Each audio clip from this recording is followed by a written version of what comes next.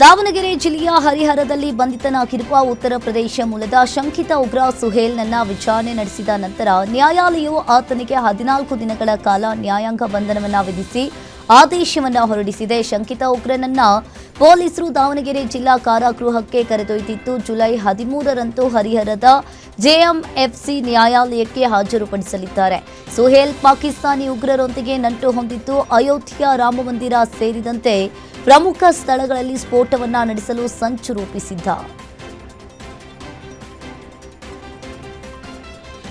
ಮೈಸೂರಿನ ಚಾಮುಂಡಿ ಬೆಟ್ಟದಲ್ಲಿ July 17ರಿಂದ August 7ರವರೆಗೆ ಆಷಾಢ ಪೂಜೆ ನಡೆಯಲಿದೆ. ವಾರಾಂತ್ಯದಲ್ಲಿ ಖಾಸಗಿ ವಾಹನಗಳ ಪ್ರವೇಶ ನಿಷೇಧಿಸಲಾಗಿದ್ದು ಲಲಿತ್ ಮಹಲ್ ಮೈದಾನದಿಂದ ವಾಹನ ವ್ಯವಸ್ಥೆ ಮಾಡಲಾಗಿದೆ. ಇನ್ನು ವಿಐಪಿಗಳಿಗೆ ಮುಂಜಾನೆ 5:30ರಿಂದ 9:30ರವರೆಗೆ ಮಾತ್ರ ಅವಕಾಶವನ್ನ ಮಾಡಿಕೊಡಲಾಗಿದೆ. 300 ರೂಪಾಯಿ ಟಿಕೆಟ್ ರದ್ದುಗೊಳಿಸಿ 2,000 ರೂಪಾಯಿಗಳ ಟಿಕೆಟ್ ಅನ್ನು ನಿಗದಿಪಡಿಸಲಾಗಿದೆ. ಮೆಟ್ಟಿಲು ಹತ್ತುವ ಭಕ್ತರಿಗೆ ನೀರು ಮತ್ತು ಹಾಲಿನ ವ್ಯವಸ್ಥೆಯನ್ನ ಕಲ್ಪಿಸಲಾಗುತ್ತದೆ. ಈ ಬಗ್ಗೆ ಸಚಿವ ಯತೀಂದ್ರ ಸಿದ್ದರಾಮಯ್ಯ ತಿಳಿಸಿದ್ದಾರೆ. ಫೈರೋಜ್ ಪಠಾಣ್ ಕೊಲೆ ಕೇಸ್ನಲ್ಲಿ 14ನೇ ಆರೋಪಿಯಾಗಿರುವ ಕಾಂಗ್ರೆಸ್ ಮುಖಂಡ ಇಸ್ಮಾಯಿಲ್ ತಮಟ್ಗಾರರಿಗೆ ಇಲ್ಲಿ ಹೈಕೋರ್ಟ್ ಜಾಮೀನು ಮಂಜೂರು ಮಾಡಿ ಆದೇಶವನ್ನು ಹೊರಡಿಸಿದೆ. ಕಳೆದ ಏಪ್ರಿಲ್ 10ರಂದು ಧಾರವಾಡದ ಹಸ್ಮಿ ನಗರದಲ್ಲಿರುವ ಮನೆಯಲ್ಲಿ ಫೈರೋಜ್ ಪಠಾಣ್ ದುಷ್ಕರ್ಮಿಗಳು ಮಾರಕಾಸ್ತ್ರಗಳಿಂದ ಕೊಚ್ಚಿ ಕೊಲೆ ಮಾಡಿದ್ರು. ಹತ್ಯೆಗೆ ಸಂಚು ರೂಪಿಸಿದ್ದ ತಮಟ್ಗಾರ್ ಅಂತ ಫೈರೋಜ್ ಕುಟುಂಬಸ್ಥರು ಆರೋಪವನ್ನ ಮಾಡಿದ್ರು. ಹತ್ಯೆಯ ಬಳಿಕ ತಲೆಮರೆಸಿಕೊಂಡಿದ್ದ ಇಸ್ಮಾಯಿಲ್ ತಮಟ್ಗಾರ್ ಹೊರಗಿದ್ದುಕೊಂಡೇ ಜಾಮೀನಿಗೆ ಅರ್ಜಿಯನ್ನ ಸಲ್ಲಿಸಿದ್ದ. ಇದೀಗ ಇಸ್ಮಾಯಿಲ್ ತಮಟ್ಗಾರನಿಗೆ ಹೈಕೋರ್ಟ್ ಜಾಮೀನನ್ನ ನೀಡಿದೆ. ಬಾಗಲಕೋಟೆಯ ಸರ್ಕಾರಿ ಶಾಲೆಗೆ ಆರ್ಪಿ ತಿಮ್ಮಾಪುರ್ ದಿಢೀರ್ ಭೇಟಿ ನೀಡಿದ್ರು. ಇದೇ ವೇಳೆ ಶಾಲಾ ಮಕ್ಕಳ ಜೊತೆಗೆ ಪಂಕ್ತಿಯಲ್ಲಿ ಕೂತು ಬಿಸಿಯೂಟವನ್ನ ಸವಿದ್ರು. ಲೋಕಾಪುರ ಪಟ್ಟಣದ ಸರ್ಕಾರಿ ಹೆಣ್ಣು ಮಕ್ಕಳ ಶಾಲೆಯಲ್ಲಿ ಮಕ್ಕಳ ಜೊತೆ ಕುಳಿತು ಆರ್ಪಿ ತಿಮ್ಮಾಪುರ್ ಬಿಸಿಯೂಟವನ್ನ ಸವಿದ್ರು. ರಾಜ್ಯದಲ್ಲಿ ಮುಂಗಾರು ಮಳೆ ಕೈಕೊಟ್ಟಿದ್ದು ಬೆಳಗಾವಿ ಜಿಲ್ಲೆಯಾದ್ಯಂತ ಬರದ ಛಾಯೆ ಎದುರಾಗಿದೆ. ಇನ್ನು ಒಂದ್ ಕಡೆ ಮುಂಗಾರು ಕೈಕೊಟ್ಟ ಹಿನ್ನೆಲೆಯಲ್ಲಿ ಬಿತ್ತನೆ ಮಾಡೋಕ್ಕಾಗದೆ ರೈತರು ಪರದಾಟವನ್ನು ಅನುಭವಿಸುತ್ತಿದ್ದಾರೆ. ಮತ್ತೊಂದು ಕಡೆ ಸರಿಯಾದ ಬೆಲೆ ಸಿಗದಿದ್ದಕ್ಕೆ ಫಸಲಿಗೆ ಬಂದಿರೋ ಕೊತ್ತಂಬರಿಯನ್ನ ರೈತರೊಬ್ಬರು ನಾಶ ಮಾಡಿದ್ದಾರೆ. ಕೆದನೂರು ಗ್ರಾಮದ ರೈತ ಚಂದ್ರಪ್ಪ ಎಂಬುವರು ರೋಟರ್ ಹೊಡೆದು ಇಲ್ಲಿ ಕೊತ್ತಂಬರಿ ಬೆಳೆ ನಾಶವನ್ನ ಮಾಡಿದ್ದಾರೆ. ಮಳೆ ಅಭಾವದಿಂದ ಕೊತ್ತಂಬರಿ ಒಣಗಿದ ಹಿನ್ನೆಲೆಯಲ್ಲಿ ರೈತ ಚಂದ್ರಪ್ಪ ಬೆಳೆಯನ್ನ ನಾಶ ಮಾಡಿದ್ದಾರೆ. ವಾಣಿಜ್ಯ ಬೆಳೆ ಹಾನಿಗೆ ಕೊಡುವ ಹಾಗೆ ಇಲ್ಲಿ ತರಕಾರಿ ಬೆಳೆಗೂ ಸರ್ಕಾರ ಇಲ್ಲಿ ಪರಿಹಾರವನ್ನ ವಿತರಿಸಬೇಕು ಅಂತ ರೈತರು ಒತ್ತಾಯಿಸಿದ್ದಾರೆ. ಇನ್ನು ಗೃಹ ಜ್ಯೋತಿ ಪರಿಷ್ಕರಣೆ ಸಂಬಂಧ ಚಿಕ್ಕಮಗಳೂರಿನಲ್ಲಿ ಸಚಿವ ಕೆಜೆ ಜಾರ್ಜ್ ಅವರು ಪ್ರತಿಕ್ರಿಯೆಯನ್ನ ನೀಡಿದ್ದಾರೆ. ಅದು ಪರಿಷ್ಕರಣೆಯಲ್ಲ, ಅರ್ಹರಿದ್ದವರಿಗೆ ಯೋಜನೆ ಸಿಗುತ್ತೆ, ಅನರ್ಹರಿಗೆ ಸಿಗೋದಿಲ್ಲ. ಜಾತಿ ಕೇಳುವುದರಲ್ಲಿ ತಪ್ಪೇನಿದೆ? ಜಾತಿ ಬಗ್ಗೆ ಮಾಹಿತಿ ಪಡಿತಿದ್ದೀವಿ ಅಷ್ಟೇ, ಬೇರೇನೂ ಇಲ್ಲ. 1,64,00,000 ಇಲ್ಲಿ ಫಲಾನುಭವಿಗಳಿಗೆ ಗೃಹ ಜ್ಯೋತಿ ಕೊಡ್ತಿದ್ದೀವಿ, ಅರ್ಹರಿಗೆ ಮಾತ್ರ ಕೊಡೋದಕ್ಕೆ ಮಾಹಿತಿ ಪಡಿತಾ ಇದ್ದೇವೆ ಅಂತ ಜಾರ್ಜ್ ಹೇಳಿದ್ರು. ಹಾವೇರಿ ಜಿಲ್ಲೆಯ ಹಾನಗಲ್ ತಾಲೂಕಿನ ನರೇಗಲ್ ಗ್ರಾಮದಲ್ಲಿ ಕಾರ ಹುಣ್ಣಿಮೆ ಹಬ್ಬದ ಮೆರವಣಿಗೆ ವೇಳೆ ಪಟಾಕಿ ಸಿಡಿಸಿದ್ದಕ್ಕೆ 2 ಗುಂಪುಗಳ ನಡುವೆ ಕೋಮುಗಲಭೆ ಉಂಟಾಗಿ 8 ಮಂದಿ ರೈತರು ಗಾಯಗೊಂಡಿದ್ರು. ಇದಕ್ಕೆ ಸಂಬಂಧಪಟ್ಟಂತೆ ಗಾಯಾಳುಗಳ ಕುಟುಂಬಸ್ಥರನ್ನ ಬಿಜೆಪಿ ರಾಜ್ಯಾಧ್ಯಕ್ಷ ವಿಜೇಂದ್ರ ಭೇಟಿ ನೀಡಿ, ಇದೇ ವೇಳೆ ಗಾಯಾಳು ಶಿವಣ್ಣ ಕುರುಬರ್ ಎಂಬುವವರ ಕುಟುಂಬಸ್ಥರು ನಮ್ಮ ಮಕ್ಕಳ ಕೈ ಕಡಿದು ಬಿಟ್ಟಿದ್ದಾರೆ ಸಾರ್ ಅಂತ ಹೇಳಿ ಕಣ್ಣೀರನ್ನ ಹಾಕಿದ್ರು. ಅಳ್ತಾ ಇದ್ದ ಕುಟುಂಬಸ್ಥರನ್ನ ವಿಜೇಂದ್ರ ಸಮಾಧಾನ ಪಡಿಸಿದ್ರು. ರೌಡಿಸಂ ಬಿಡಬೇಕು, ಇಲ್ಲ ಅಂದ್ರೆ ಆಕ್ಷನ್ ತಗೋತೀನಿ ಅಂತ ಇಲ್ಲಿ ರೌಡಿ ಶೀಟರ್ ಗಜಾನನ್ಗೆ ಕಲಬುರಗಿ ನಗರ ಪೊಲೀಸ್ ಆಯುಕ್ತ ಡಾಕ್ಟರ್ ಶರಣಪ್ಪ ಖಡಕ್ ಆಗಿ ವಾರ್ನಿಂಗ್ ಕೊಟ್ಟಿದ್ದಾರೆ. ಕಲಬುರಗಿಯಲ್ಲಿ ರೌಡಿ ಪರೇಡ್ ವೇಳೆ ಗಜಾನನ್ಗೆ ಚೆನ್ನಾಗಿ ಇರೋಕೆ ಆಗಲ್ವಾ? ಸೋಷಿಯಲ್ ಮೀಡಿಯಾ ಹೀರೋ ಆಗಬೇಕು ಅಂದ್ಕೊಂಡಿದ್ಯಾ? ರೌಡಿ ಚಟುವಟಿಕೆ ಬಿಟ್ಟು ಬದಲಾಗುವಂತೆ ಎಚ್ಚರಿಕೆಯನ್ನ ನೀಡಿದ್ರು. ಚಿಕ್ಕಮಗಳೂರಿನಲ್ಲಿ ಪೊಲೀಸ್ ಇಲಾಖೆಯ ವಿರುದ್ಧ ಕಾಂಗ್ರೆಸ್ ಕಾರ್ಯಕರ್ತರು ಆಕ್ರೋಶವನ್ನ ಹೊರಹಾಕಿದ್ದಾರೆ. ಚಿಕ್ಕಮಗಳೂರು ಎಸ್ಪಿ ವಿರುದ್ಧ ಕಾಂಗ್ರೆಸ್ ಕಾರ್ಯಕರ್ತರು ಅಸಮಾಧಾನವನ್ನ ಹೊರಹಾಕಿದ್ದು, ಎಸ್ಪಿ ಅವರು ಸಿಬ್ಬಂದಿಯನ್ನ ಬೇಕಾಬಿಟ್ಟಿಯಾಗಿ ಟ್ರಾನ್ಸ್ಫರ್ ಮಾಡ್ತಾ ಇದ್ದಾರೆ ಅಂತ ಆರೋಪವನ್ನ ಮಾಡಿದ್ರು. ಪ್ರತಿಭಟನಾ ಸ್ಥಳಕ್ಕೆ ಆಗಮಿಸಿದ ಕಡೂರು ಶಾಸಕ ಆನಂದ್ ಏನಾಗಿದೆ ಅಂತ ಚೆಕ್ ಮಾಡಿ ಎಲ್ಲ ಸರಿ ಮಾಡ್ತೀನಿ ಅಂತ ಕಾರ್ಯಕರ್ತರಿಗೆ ಭರವಸೆಯನ್ನ ನೀಡಿದ್ರು.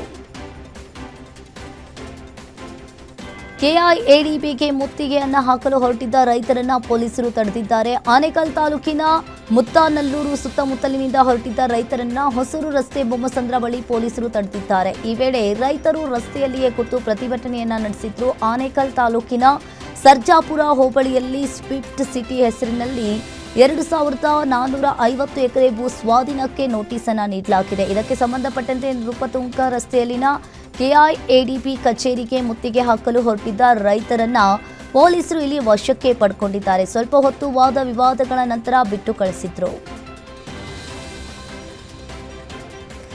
ಅಂಗನವಾಡಿ ಕೇಂದ್ರದಲ್ಲಿದ್ದ ಅಡುಗೆ ಸಿಲಿಂಡರ್ನ ಖದೀಮರು ಕದ್ದೊಯ್ದಿದ್ದಾರೆ. ಬೀದರ್ ಜಿಲ್ಲೆ ಬಾಲ್ಕಿ ತಾಲೂಕಿನ ಆರ್ ಗೌಡಗಾಂವ್ ಗ್ರಾಮದಲ್ಲಿ ಅಂಗನವಾಡಿ ಕೇಂದ್ರಗಳಲ್ಲಿ ಗ್ಯಾಸ್ ಕಳುವಾಗಿದೆ. ರಾತ್ರಿ ವೇಳೆ ಬೀಗ ಮುರಿದು 2 ಅಡಿಗೆ ಸಿಲಿಂಡರ್ನ ಕದ್ದು ಖದೀಮರು ಪರಾರಿಯಾಗಿದ್ದಾರೆ. ಬೆಳಗ್ಗೆ ಅಂಗನವಾಡಿ ಕಾರ್ಯಕರ್ತೆ ಕೇಂದ್ರಕ್ಕೆ ಬಂದ ವೇಳೆ ಘಟನೆ ಬೆಳಕಿಗೆ ಬಂದಿದೆ.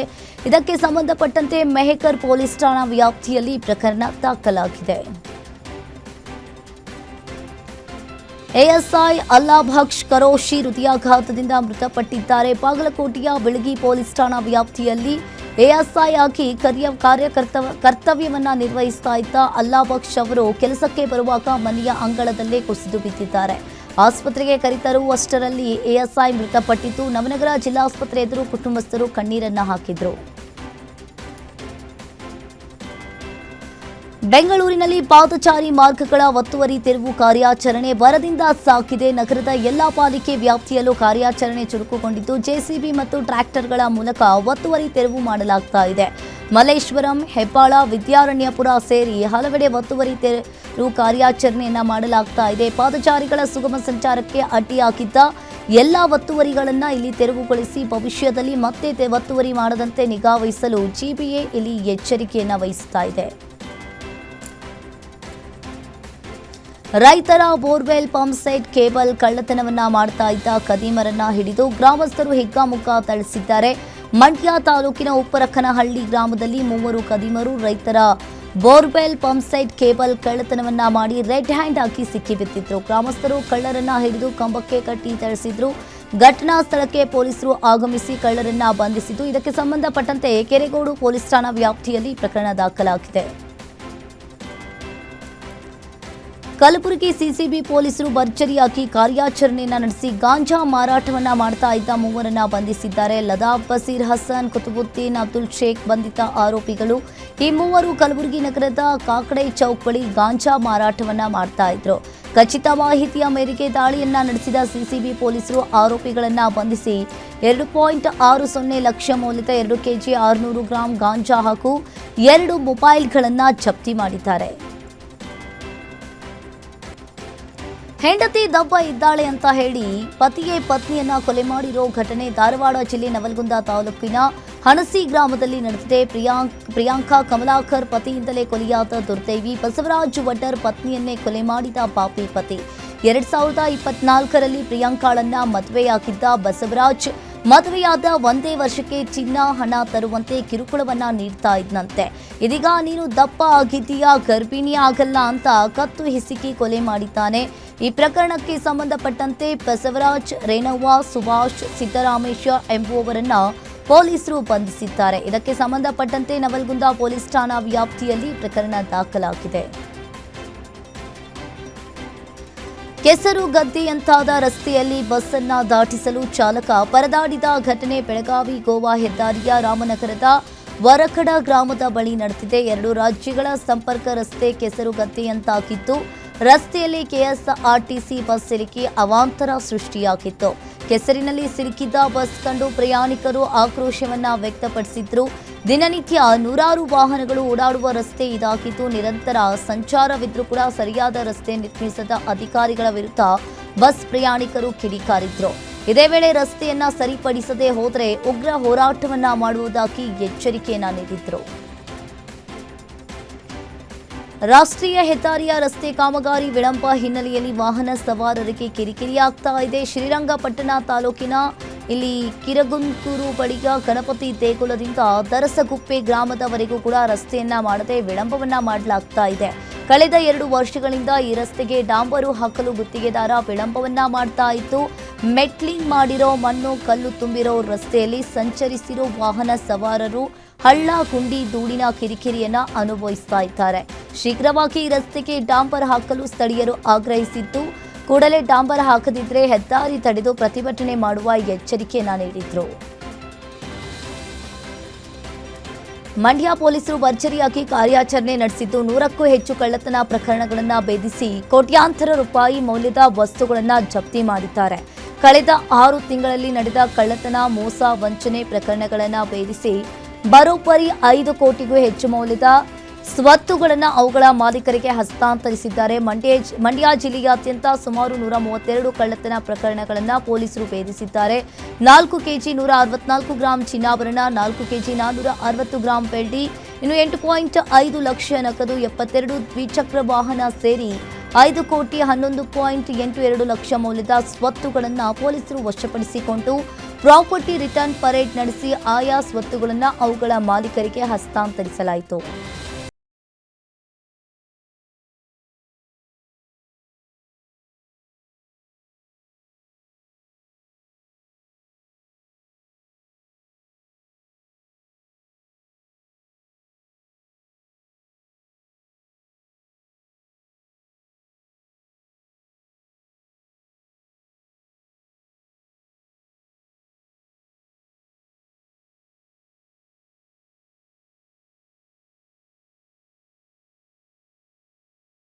ಕೋಲಾರ ಪೊಲೀಸರು ಭರ್ಜರಿಯಾಗಿ ಕಾರ್ಯಾಚರಣೆಯನ್ನ ನಡೆಸಿ ಅಕ್ರಮ ಪಡಿತರ ಅಕ್ಕಿ ಸಾಗಾಟವನ್ನ ಮಾಡ್ತಾ ಇದ್ದ ಇಬ್ಬರನ್ನ ಬಂಧಿಸಿದ್ದಾರೆ. ಮಾಲೂರು ತಾಲೂಕಿನ ಇಲ್ಲಿ ಹೆಡಗಿನ ಬೆಲೆ ಟೋಲ್ ಬಳಿ ಪಡಿತರ ಅಕ್ಕಿ ಸಾಗಿಸ್ತಾ ಇದ್ದ ಖಚಿತ ಮಾಹಿತಿಯ ಮೇರೆಗೆ ಇಬ್ಬರು ಆರೋಪಿಗಳಾದ ಅಬ್ದುಲ್ ರಜಾಕ್, ಸೈಯದ್ ಮುಕ್ತಿಯಾರ್ ಸೇರಿದಂತೆ ಬುಲೆರೋ ವಾಹನವನ್ನ ವಶಕ್ಕೆ ಪಡೆದುಕೊಂಡಿದ್ದಾರೆ.